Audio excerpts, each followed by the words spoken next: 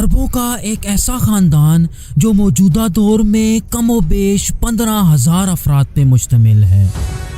ایک اندازے کے مطابق اس خاندان کی مجموعی دولت 1.4 ٹریلین ڈالرز ہے، مطلب 14 کھرب US ڈالرز ہے، اور اسی خاندان کو آج مکہ اور مدینہ کے متولی کے طور پہ جانا جاتا ہے۔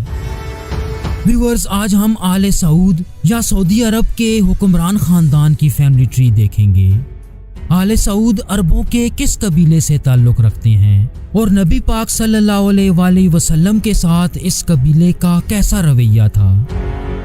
نبوت کا جھوٹا دعویٰ کرنے والے مسیلمہ کذاب سے اس قبیلے کا کیا تعلق تھا، اور پہلی جنگ عظیم میں یہ خاندان عثمانی سلطنت کے خلاف کیوں تھا۔ ویورز، میں ہوں احتشام ارشد اور آپ دیکھ رہے ہیں دا انفوٹینمنٹ چینل۔ اگر موجودہ سعودی عرب کے میپ یا نقشے کی بات کی جائے تو اس کے عین درمیان میں یہ پورا علاقہ نجد کہلاتا ہے، جبکہ نجد کے مغرب میں یہ علاقہ جس میں مکہ اور مدینہ بھی آتے ہیں اسے حجاز کہا جاتا ہے۔ آل سعود خاندان نے نجد کے علاقے کو بنیاد بناتے ہوئے یہاں 3 دفعہ اپنی حکومتیں قائم کی، اور موجودہ دور کا سعودی عرب اس خاندان کی تیسری ریاست ہے۔ تو اس خاندان کی تاریخ سمجھنے کے لیے ہمیں قدیم عربوں کے ایک قبیلے بنو حنیفہ پہ آنا پڑے گا، جو جدید دور کے سعودی عرب کے بالکل درمیان میں یعنی نجد کے علاقے میں آباد تھے۔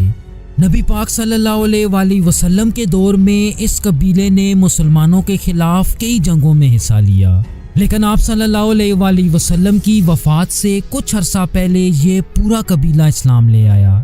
اور ویورز، نبی پاک صلی اللہ علیہ وآلہ وسلم کی وفات کے بعد نبوت کا جھوٹا دعویٰ کرنے والا مسیلمہ بھی اسی قبیلے سے تھا، جو خلیفہ اول حضرت ابو بکر صدیق رضی اللہ تعالیٰ عنہ کے دور میں قتل کیا گیا۔ محفوظ تاریخ میں اس خاندان کے جد امجد مانے ابن ربیعہ سمجھے جاتے ہیں، جو نجد کے بیچوں بیچ ایک چھوٹے سے قصبے دریا میں آباد تھے۔ اس علاقے میں رہتے ہوئے انہوں نے کھجور اگانا شروع کیا اور کھجوروں کی تجارت سے گزر بسر کیا کرتے۔ ان سے چند نسلیں آگے سعود ابن محمد آتے ہیں۔ ویورز، انہی کے نام سے اس خاندان کو آل سعود یعنی سعود کی اولاد کہا جاتا ہے۔ سعود نے اپنے باپ دادا کے کھجور کے کاروبار کو وسیع کرنا شروع کیا، اور کچھ ہی عرصے میں کھجوروں کے ان باغات نے ایک چھوٹے سے قصبے کی شکل لے لی، اور سعود اس قبیلے کے ایک اہم ترین سردار کے طور پہ سامنے آئے۔ لیکن ابھی تک اس خاندان کی کوئی ریاست یا حکومت قائم نہ ہوئی تھی۔ چنانچہ سعود کی موت کے بعد اس خاندان کی تاریخ میں ایک ٹوسٹ آتا ہے کہ جب ان کے بیٹے محمد ابن سعود قبیلے کے اگلے سردار بنے۔ ہوا کچھ یوں کہ دریا میں رہتے ہوئے ان کی ملاقات ایک اسلامی اسکالر محمد ابن وہاب سے ہوئی، جنہوں نے دریا کے علاقے میں رہنے کے لیے محمد ابن سعود سے پناہ مانگی۔ محمد نے بہت خوشی سے انہیں پناہ دے دی۔ اس کی وجہ یہ تھی کہ محمد ابن وہاب کے پاس کئی جنگجو موجود تھے جو ان کے لیے کٹنے مرنے کو تیار تھے۔ چنانچہ ان دونوں نے آپس میں ایک معاہدہ کر لیا، جس کے مطابق محمد ابن سعود امیر ہوں گے اور محمد ابن وہاب امام، جو اسلام کو اپنی اصل شکل میں نافذ کریں گے۔ اس کے ساتھ ساتھ محمد ابن وہاب نے اپنی بیٹی محمد ابن سعود کے جانشین عبدالعزیز کے نکاح میں دے دی، جس سے ان دونوں کی آنے والی نسلیں بھی آپس میں جڑ گئیں۔ اس کے بعد محمد ابن سعود نے اپنے آس پاس کے علاقوں پہ حملے شروع کیے، اور کچھ ہی عرصے میں انہوں نے وہ کر دکھایا کہ جو آج تک کوئی قبائلی سردار نہ کر سکا۔ انہوں نے دریا کے آس پاس کے قبائل کو اکٹھا کیا اور سن 1744 میں یہاں اپنی سعودی ریاست کی بنیاد رکھ دی، جسے فرسٹ سعودی اسٹیٹ یا پہلی سعودی ریاست کے نام سے جانا جاتا ہے۔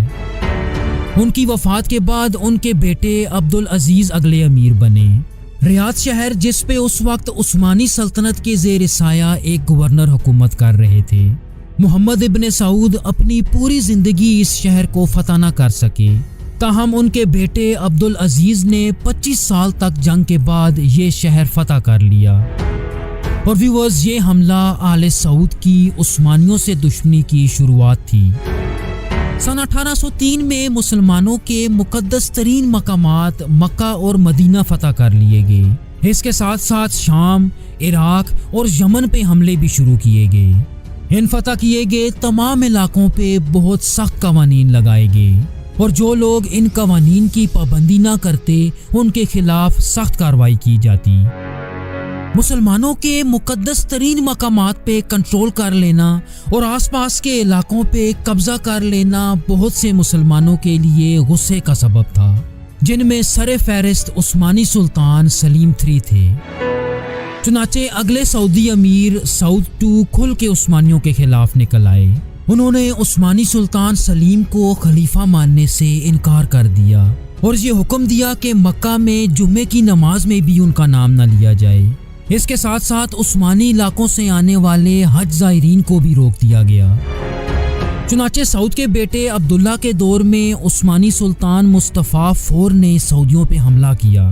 عثمانیوں نے بہت تیزی سے مکہ اور مدینہ پہ قبضہ کر لیا اور آل سعود سے جڑے ہر شخص کو قتل کرنا شروع کیا اور ان کی ریاست دریا کو ملیا میٹ کر دیا۔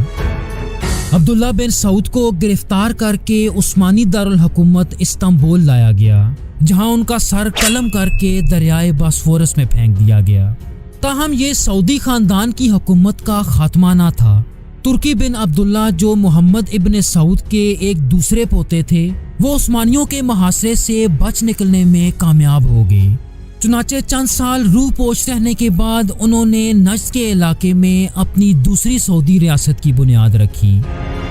چونکہ ان کا سابقہ علاقہ دریا عثمانیوں کے ہاتھوں مکمل طور پہ تباہ ہو چکا تھا، تو انہوں نے ایک قریبی شہر ریاض کو اپنا نیا دارالخلافہ منتخب کیا۔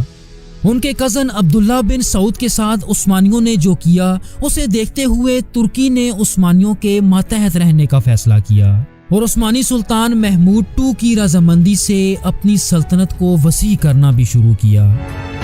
لیکن ان کے بعد ان کے بیٹے فیصل بن ترکی نے عثمانیوں کو جزیہ یا ٹیکس دینے سے انکار کر دیا، جس کے نتیجے میں عثمانیوں نے انہیں جلا وطن کر دیا۔ لیکن کچھ ہی عرصے میں عثمانیوں کی شرائط ماننے کے بعد انہیں تخت دوبارہ دے دیا گیا۔ ان کے بعد ان کے بیٹے عبد الرحمن ان کے جانشین بنے۔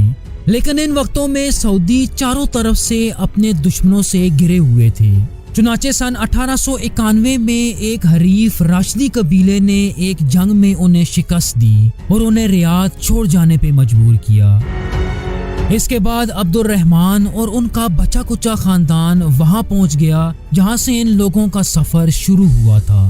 اب یہ لوگ صحراؤں میں بدوؤں کی پناہ میں رہنے لگے۔ سن 1901 میں عبد الرحمن کے بیٹے عبد العزیز اپنے باپ دادا کی سلطنت کو دوبارہ حاصل کرنے کے لیے نکلے۔ مورخ لکھتے ہیں کہ اس مہم کے شروعات میں ان کے ساتھ صرف 60 جنگجو تھے، جن میں زیادہ تر ان کے اپنے بھائی، کزن اور قریبی رشتہ دار تھے۔ عبد العزیز نے اپنے 27ویں جنم دن کی رات ریاض پہ حملہ کیا۔ رات کا فائدہ اٹھاتے ہوئے ان لوگوں نے راشدی قبیلے کی اینٹ سے اینٹ بجا دی اور راشدی قبیلے کو نیست و نابود کر دیا، جس کے نتیجے میں عبد العزیز نے تیسری سعودی ریاست کی بنیاد رکھی اور نجد کے علاقے پہ آل سعود کی حکمرانی کو بحال کر دیا۔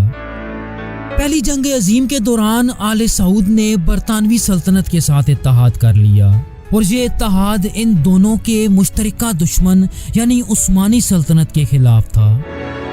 عثمانیوں کے خلاف اس جنگ میں عربوں کے دوسرے قبیلوں نے بھی ان کا ساتھ دیا۔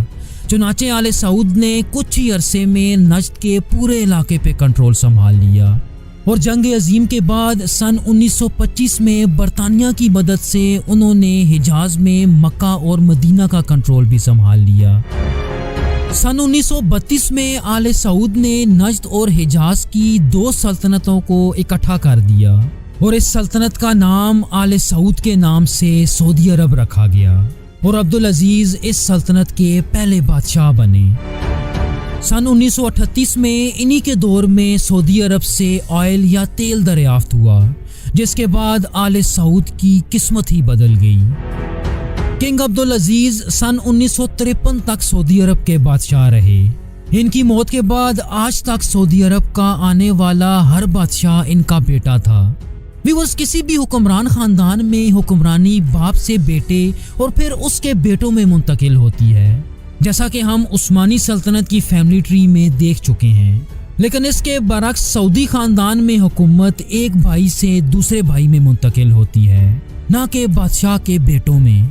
चुनाचे किंग अब्दुल अजीज के बारे में आता है कि उनकी 22 बीवियों से कम 40 बेटे थे और उनके बाद तख्त को लेके हालात काफी खराब नजर आते थे।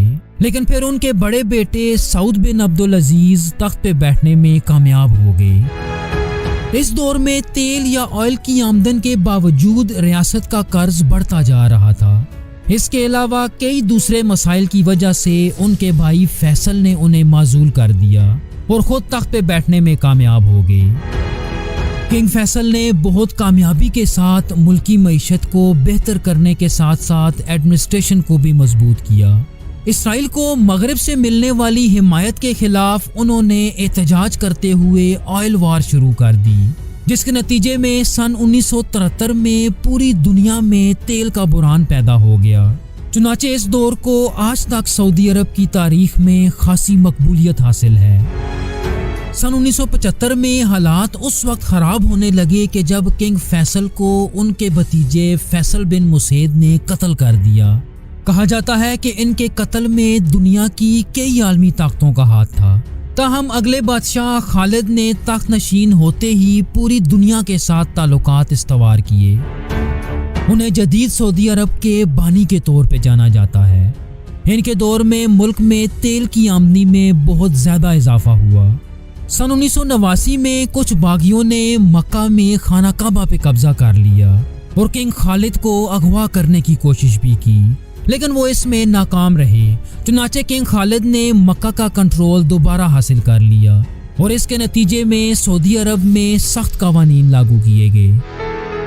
इनके बाद इनके भाई फाद बिन अब्दुल अजीज तख्त नशीन हुए।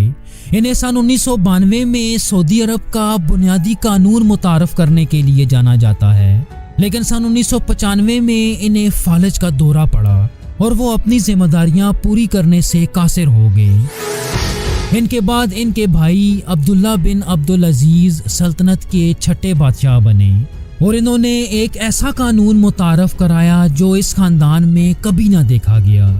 उन्होंने सल्तनत के बादशाह को चुनने के लिए एक खसूसी कौंसल तश्कील दी, जिसके मुताबिक इब्ने सऊद के तमाम बेटे और पोते अगले क्राउन प्रिंस या वली-ए-अहद के इंतखाब के लिए वोट देंगे। किंग अब्दुल्ला के दौर में उनके भाई और जानशीन नैफ इब्ने अब्दुल अजीज का इंतकाल हो चुका था। चुनाचे सन 2015 में किंग अब्दुल्ला की मौत के बाद उनके एक और भाई सलमान इब्ने अब्दुल अजीज तख्त नशीन हुए, जो कि सल्तनत के बानी किंग अब्दुल अजीज के 25वें बेटे हैं। किंग सलमान आज भी सऊदी अरब के बादशाह हैं, जिनकी उम्र तकरीबन 87 साल बताई जाती है। इनके दौर के शुरुआत में शहजादे नाइफ के बेटे मोहम्मद को वली-ए-अहद नामजद किया गया। ताहम सन 2017 में किंग सलमान ने मोहम्मद बिन नाइफ को हटा के अपने बेटे मोहम्मद बिन सलमान को वली-ए-अहद नामजद कर दिया, जिन्हें दुनिया MBS के नाम से जानती है और पूरी दुनिया मानती है कि आज तख्त के पीछे असल ताकत MBS है और इसमें कोई शक नहीं कि वो अगले बादशाह भी होंगे। चुनाचे आले सऊद की तारीख में ये पहला मौका होगा कि जब बादशाह के भाई के बरक्स उनका बेटा तख्त नशीन होगा। व्यूअर्स, अरबों ने स्पेन का कंट्रोल कैसे हासिल किया? बनु उमैया के स्पेन के खुलफा की फैमिली ट्री देखने के लिए स्क्रीन पे दी गई वीडियो जरूर देखिए। Thank you so much. Allah Hafiz.